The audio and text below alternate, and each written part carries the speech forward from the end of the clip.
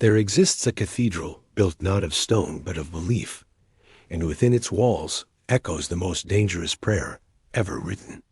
It goes like this: work until your bones ache, labor until your mind numbs, sacrifice until nothing remains but the hollow pride of having given everything.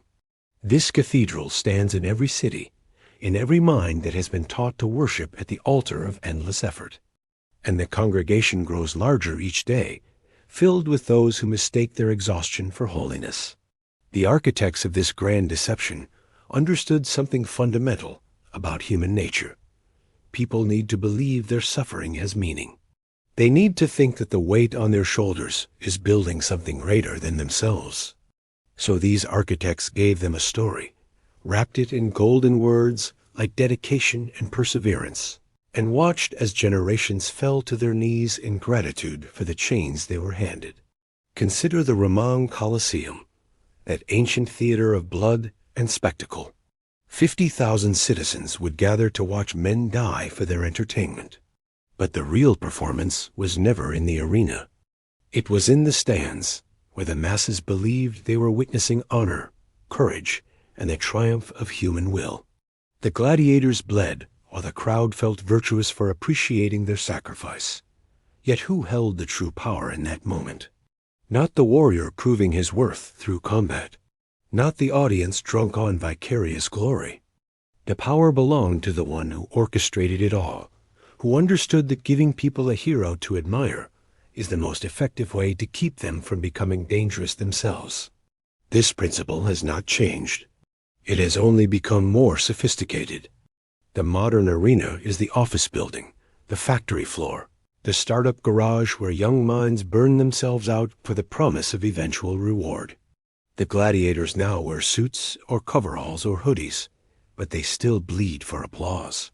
They still mistake their visibility for value, their suffering for significance.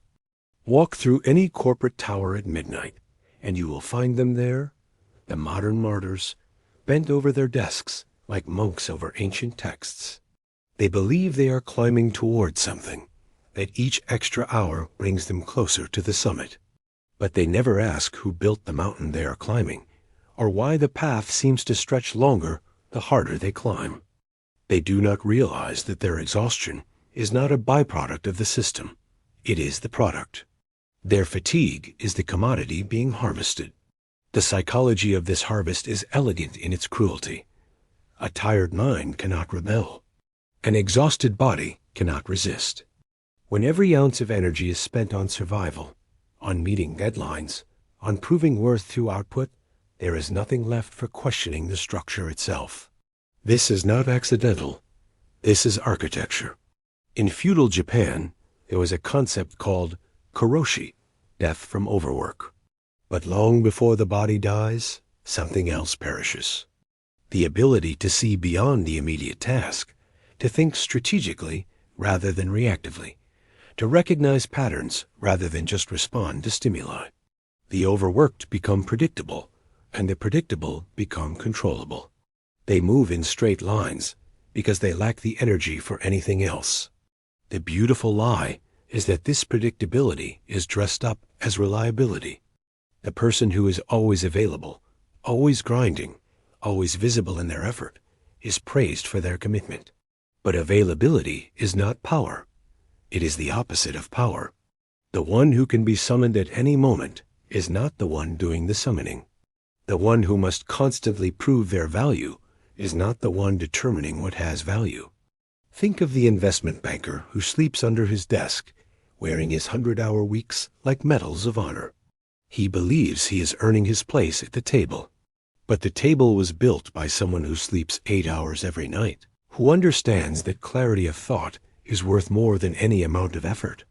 The banker trades his life for the possibility of wealth, while the one who designed the trading system extracts wealth from thousands of such trades without lifting a finger. This is the architecture at work.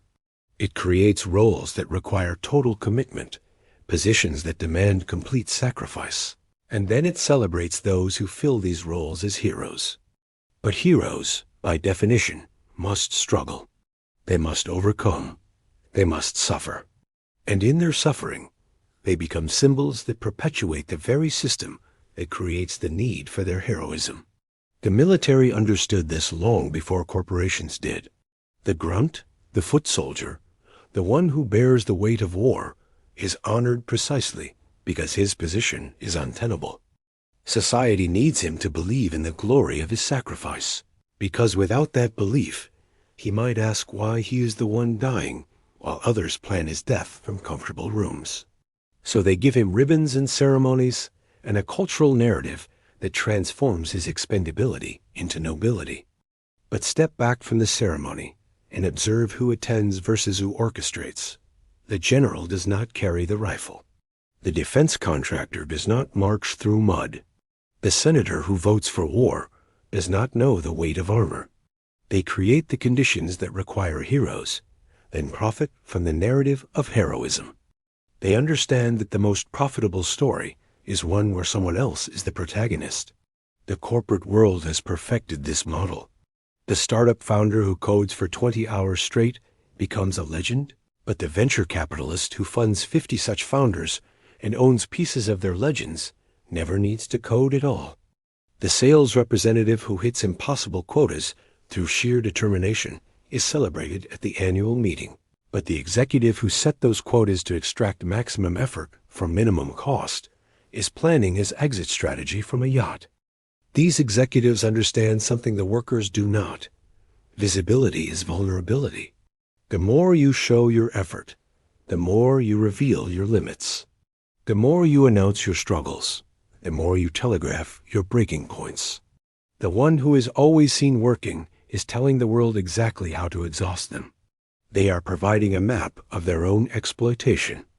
Consider the phenomenon of the open office, sold as collaboration, but designed for surveillance. Everyone can see everyone else working, or more precisely, everyone can see everyone else performing work.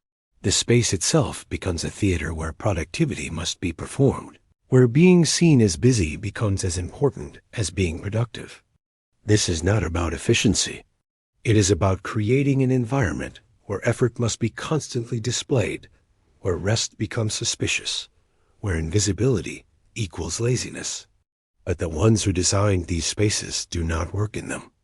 They have private offices with doors that close, spaces where they can think without performing, plan without being observed, strategize without revealing their intentions. They understand that true productivity happens in the shadows, in the quiet moments when the mind is free from the burden of being watched. The mythology of hard work serves another function beyond control. It creates a moral framework that makes exploitation feel like merit. If hard work is virtuous, then those who work hardest are the most virtuous. And if they remain poor, remain struggling, remain at the bottom despite their virtue, then the problem must be with them, not the system. They must not be working hard enough. They must work harder still. This moral framework is perhaps the most insidious part of the architecture. It makes the exploited complicit in their own exploitation. They police themselves and each other, competing to demonstrate who can sacrifice more, who can endure longer, who can break themselves more completely in service of the machine. They become priests in the cathedral of effort, spreading the gospel of grind to anyone who will listen. Meanwhile, those who built the cathedral never enter it. They understand that cathedrals are for believers, not architects. They know that faith is for those who need to believe in something greater than themselves, while power belongs to those who make themselves greater than belief. The gladiator believed in honor, in courage, in the roar of the crowd. But the emperor believed in nothing except the utility of the gladiator's belief. He understood that the fighter's faith in the fight was what made the fight profitable. Without that faith, the gladiator might realize he was dying for someone else's entertainment, bleeding for someone else's power, performing strength while others harvested the proceeds of his performance. This same dynamic plays out in every modern workplace, in every hustle culture manifesto, in every motivational speech about grinding until you make it. The speaker, notably, has already made it.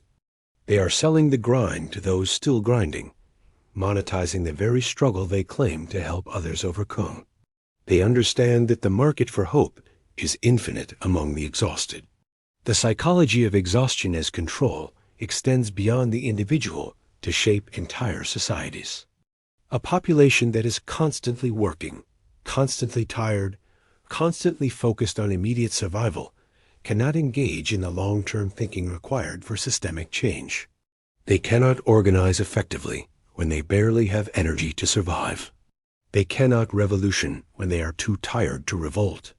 This is why every authoritarian system eventually discovers the same truth. You do not need walls to contain people if you can exhaust them. You do not need chains if you can convince them that their fatigue is freedom. You do not need to suppress revolution if you can make people too tired to imagine it. The architecture of deception is not built overnight. It is constructed carefully, piece by piece, generation by generation, until its walls seem like the natural boundaries of the world. Until working yourself to death seems like living.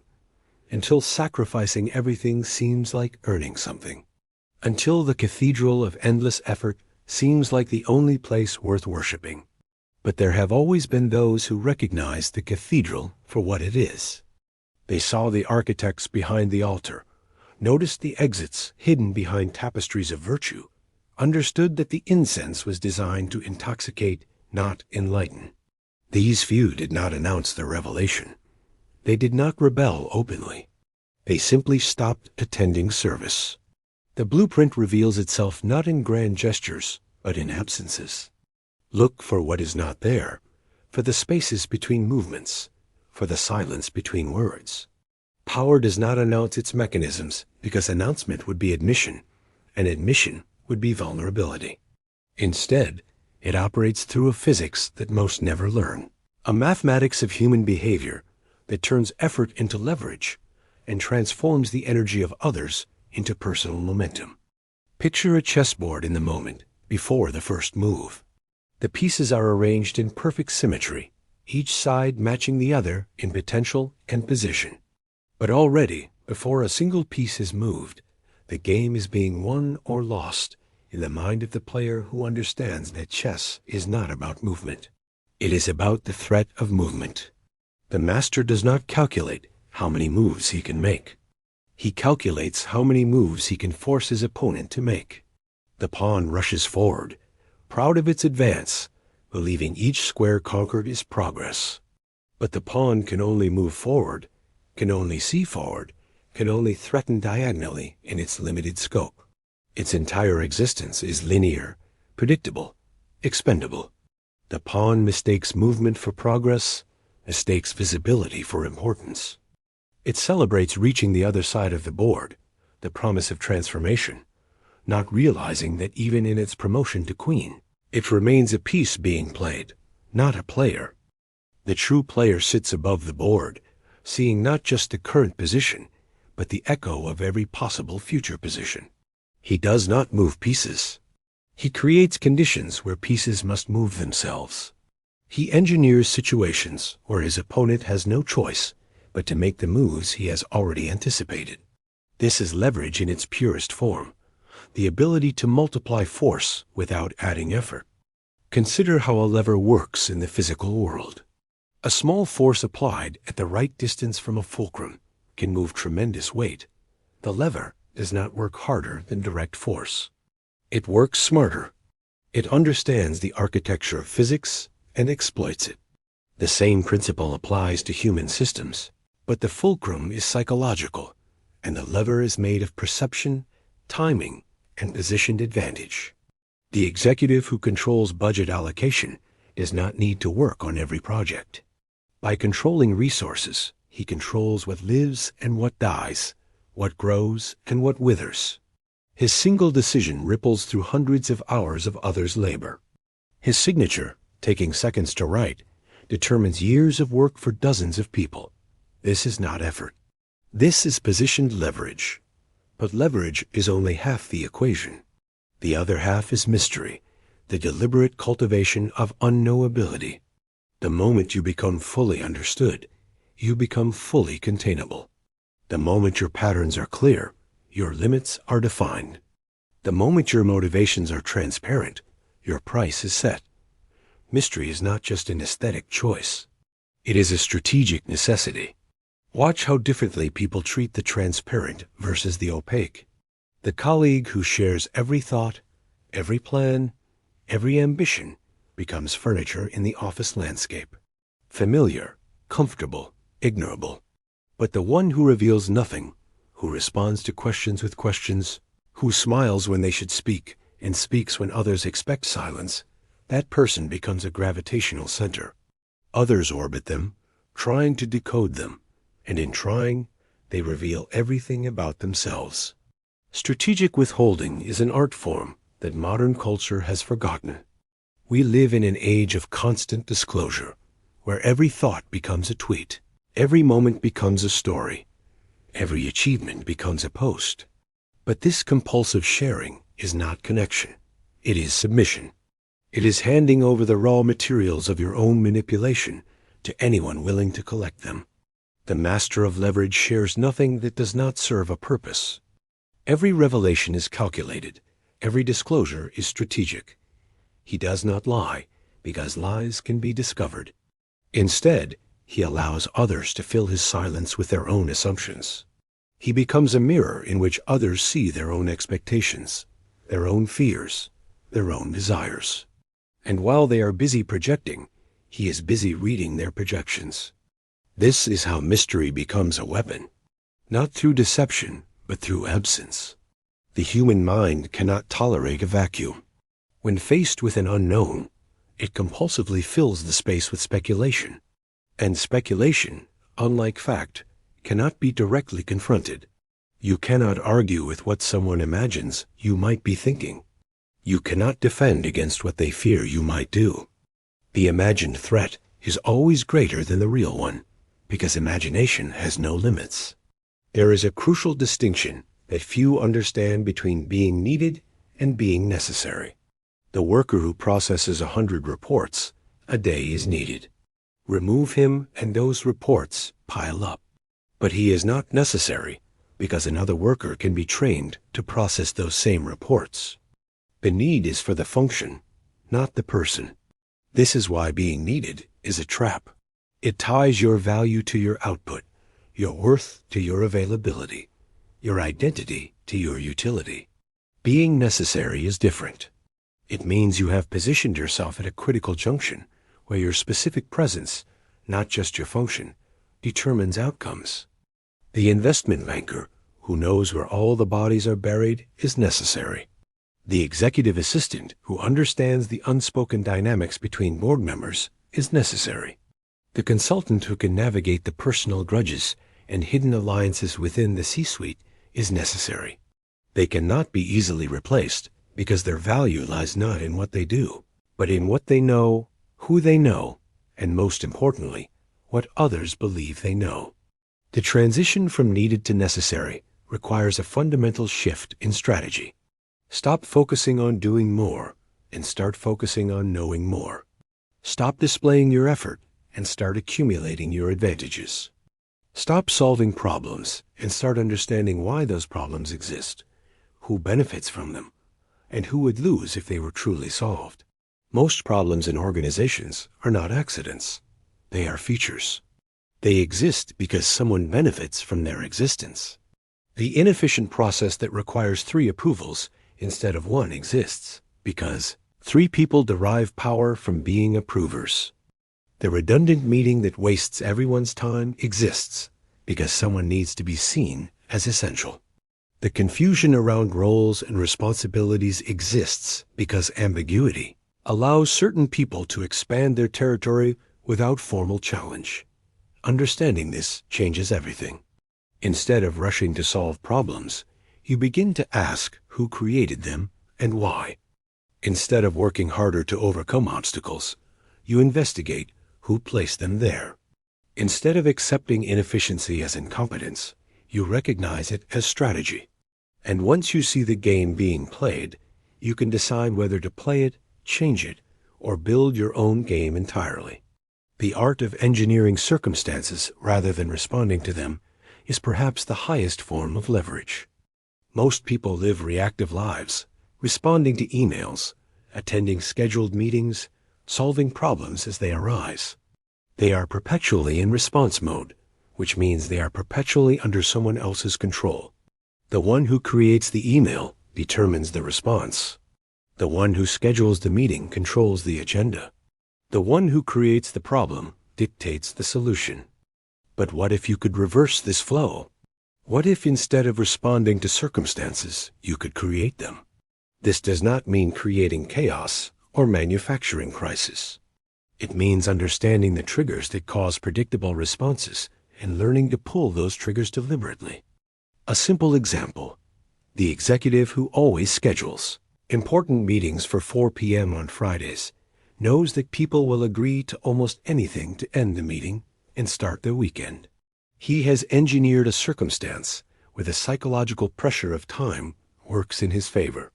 He does not need to argue harder or negotiate better. He just needs to position the conversation at the right moment when resistance is naturally lowest. Or consider the manager who deliberately allows small problems to accumulate in a rival's department, never quite helping, never quite interfering, until the problems become visible to senior leadership. Then, at the perfect moment, he offers to help, positioning himself as the solution, while his rival appears as the problem. He did not create the initial issues, but he engineered the circumstances of their discovery and resolution. This kind of strategic positioning requires patience that most people cannot maintain. It requires watching opportunities pass without grabbing them, because the timing is not optimal. It requires allowing others to take credit temporarily, knowing that credit taken too early often becomes blame assigned later. It requires playing a longer game than anyone else realizes is being played. The chess master knows that the middle game is won in the opening, and the end game is won in the middle game. By the time the decisive moves are made, the outcome has been determined by the positioning that came before. While his opponent is thinking about the next move, he is thinking about the move 10 moves from now. While his opponent is trying to win pieces, he is trying to control squares. While his opponent is playing chess, he is playing the player. This is why patience is not passive. It is actively restraining yourself from suboptimal action. It is consciously allowing tension to build rather than releasing it prematurely. It is understanding that the right move at the wrong time is the wrong move, and that waiting for the perfect moment multiplies the impact of every action. The machinery of leverage operates on principles that seem counterintuitive to those raised on the mythology of hard work. Less movement, not more. Fewer words, not many. Strategic absence, not constant presence.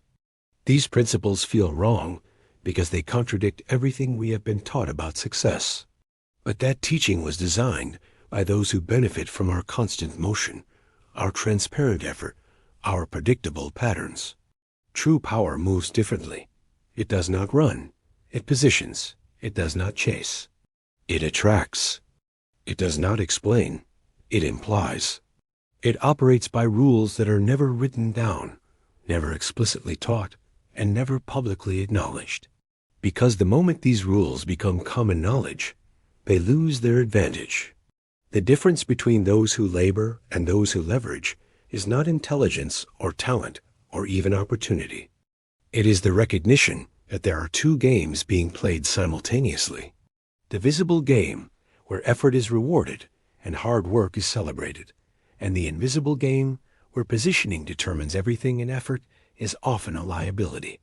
Most people spend their entire lives playing the visible game, not realizing it is designed to keep them busy while the real game happens above their heads. The transformation does not happen in a moment of revelation, but in a series of small deaths.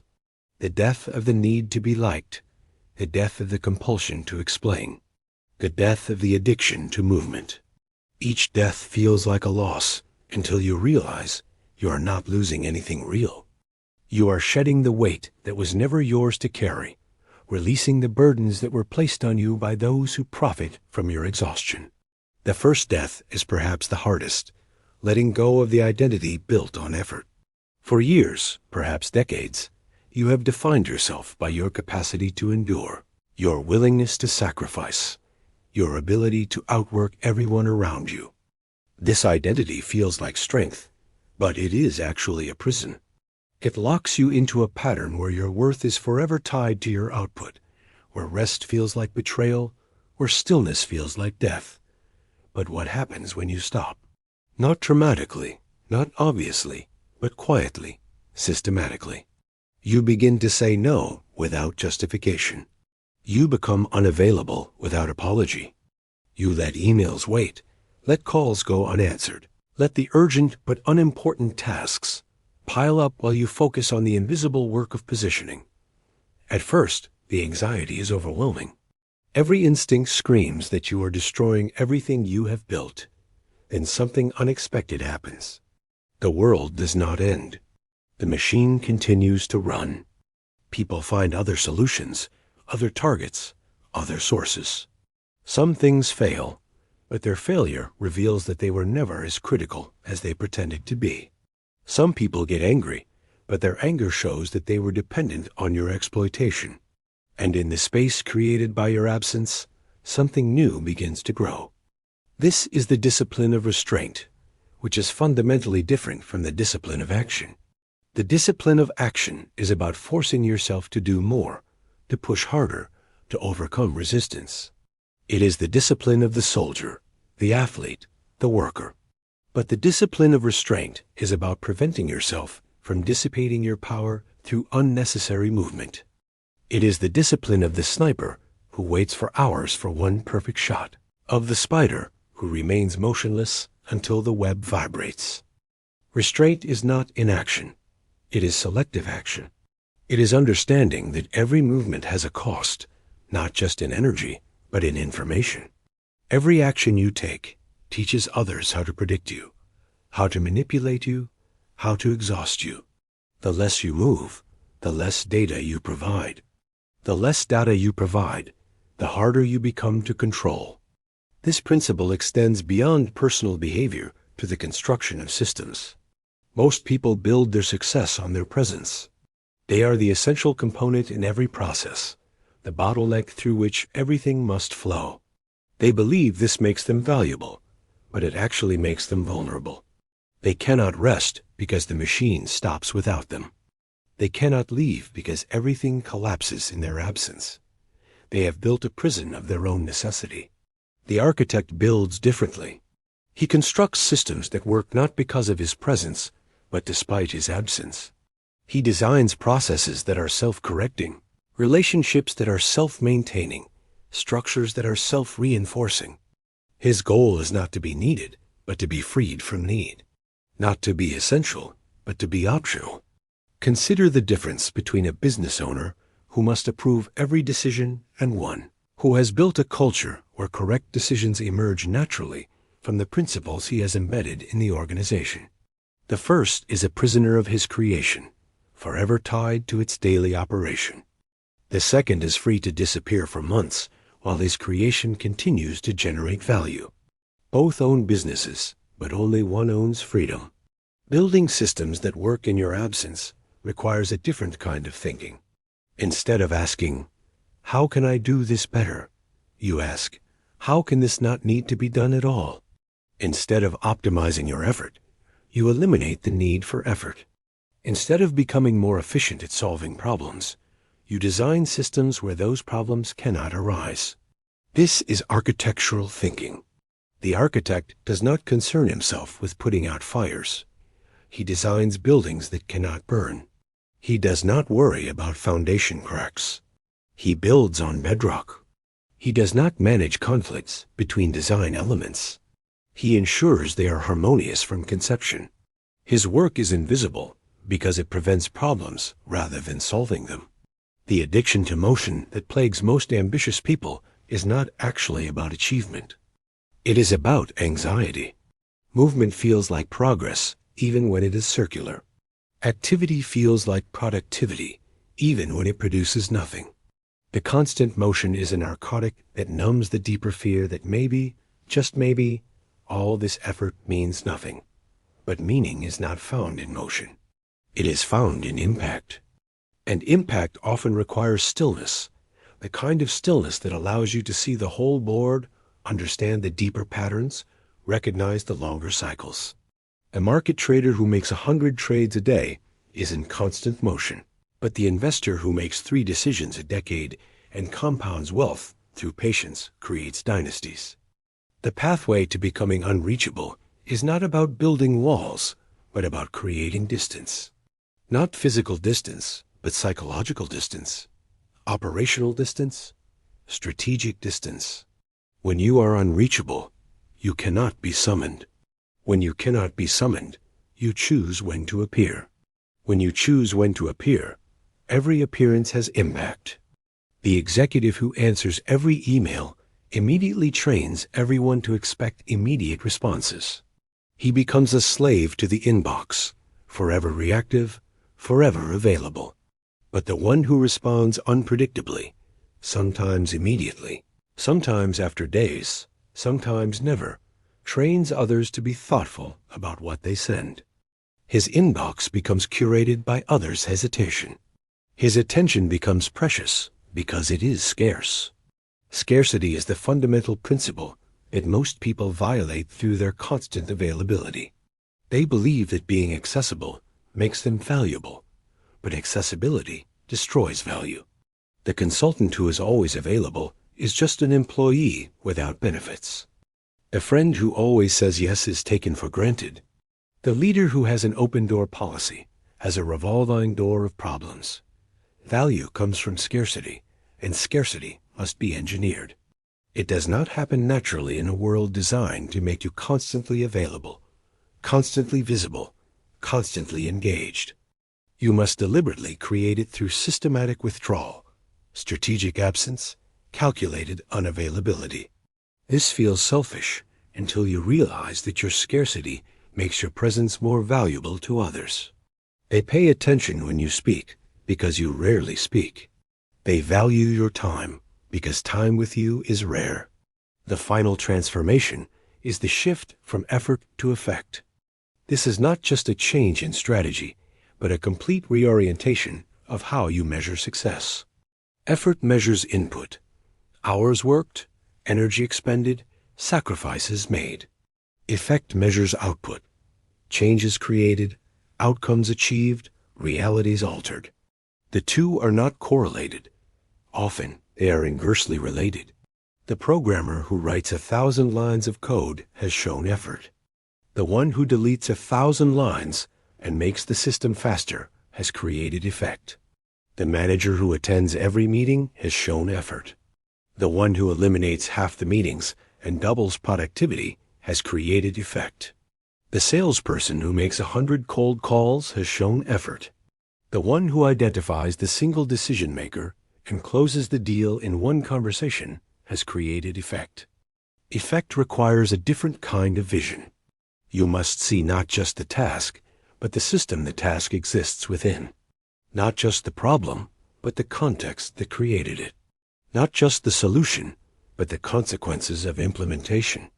This is systems thinking applied to power, understanding that every element is connected and that small changes in the right place can cascade through the entire structure.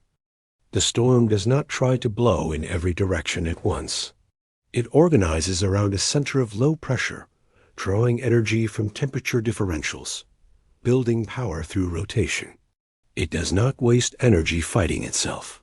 Every part moves in harmony with the whole. And when it strikes, it does not strike everywhere equally. It focuses its force on the points of greatest impact. Becoming the storm means organizing your life around a similar principle. Instead of scattering your energy across 100 different efforts, you create a center of gravity that draws opportunities toward you. Instead of chasing success, you position yourself where success must flow through you. Instead of fighting the current, you become the current. This is not mystical thinking. It is practical strategy based on understanding how systems work. Every system has nodes of concentrated power, points where small changes create large effects. Most people exhaust themselves working on the edges of systems, trying to push their way in. But those who understand leverage identify the nodes and position themselves accordingly. The corporate ladder is a perfect example of edge thinking. Everyone crowds onto the bottom rungs, competing fiercely to climb one step at a time. But the ladder itself is hanging from something. The one who controls what the ladder hangs from can move the entire structure. While others climb, he architects. While others compete for position on the existing structure, he builds new structures where he is already positioned at the top. The untouchable state is not about becoming invulnerable. It is about becoming undefinable. When you cannot be categorized, you cannot be commodified. When you cannot be predicted, you cannot be controlled. When you cannot be understood, you cannot be replaced. This is not about being difficult or mysterious for its own sake. It is about maintaining the flexibility to evolve, while others remain locked in their patterns. Watch how water moves through the world. It does not insist on any particular path. It finds the way of least resistance, moving around obstacles rather than through them.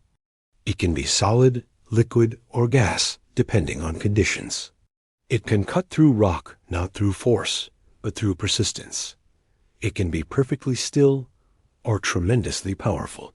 It takes the shape of its container while slowly dissolving the container itself. This is the kind of power that cannot be confronted because it has no fixed form. It cannot be defeated because it does not fight. It cannot be stopped because it does not insist on any particular direction. It simply continues, adapting, flowing, accumulating, until suddenly it is everywhere, and those who tried to contain it realize they are drowning in what they thought they controlled.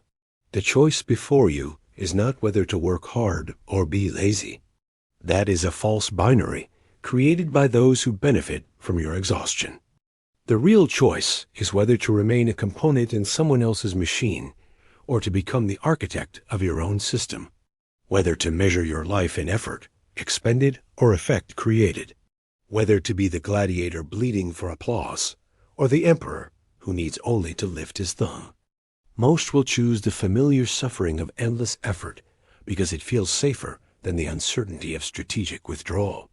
They will continue to confuse motion with progress, visibility with value, exhaustion with virtue. They will remain in the cathedral, singing hymns to hard work, while those who built the cathedral extract value from their worship.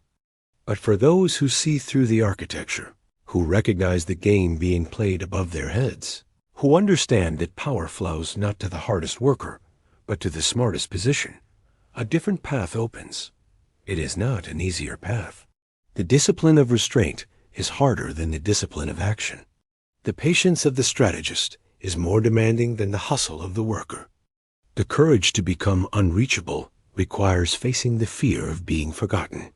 Yet on the other side of that fear lies a different kind of existence, one where your presence is an event, not an expectation, where your attention is a gift, not an obligation, where your work is measured not in hours but in outcomes, where you do not chase success but architect the conditions for its inevitability. The storm does not announce its arrival. It does not explain its power. It does not justify its path. It simply gathers, builds, and when the moment is perfect, it transforms the landscape with a force that makes all previous effort seem like whispers against thunder. And when it passes, the world is different, not because the storm worked hard, but because it understood how to become unavoidable. The transformation is complete when you no longer need to explain this to anyone, when you no longer feel the need to justify your absence or apologize for your strategic distance, when you have become so effective at creating effect that effort becomes irrelevant, when you have built systems so robust that your presence is a choice, not a necessity. This is the final revelation. The game was never about working harder than others. It was about understanding why others work so hard and positioning yourself to benefit from their effort rather than adding to it. It was about recognizing that the cathedral of endless work was built to contain the dangerous energy of human ambition, to channel it into predictable patterns, to transform potential rebels into exhausted believers. But you are no longer in the cathedral. You have studied its blueprint, understood its purpose, and chosen to build something different. Not another cathedral for others to worship in, but a structure that serves your purposes, operates by your rules, and generates value while you sleep. You have chosen leverage over labor, effect over effort, power over performance. And in that choice, you have become what they feared you might become: ungovernable, unpredictable, and ultimately untouchable. Instead, they began to study the blueprint.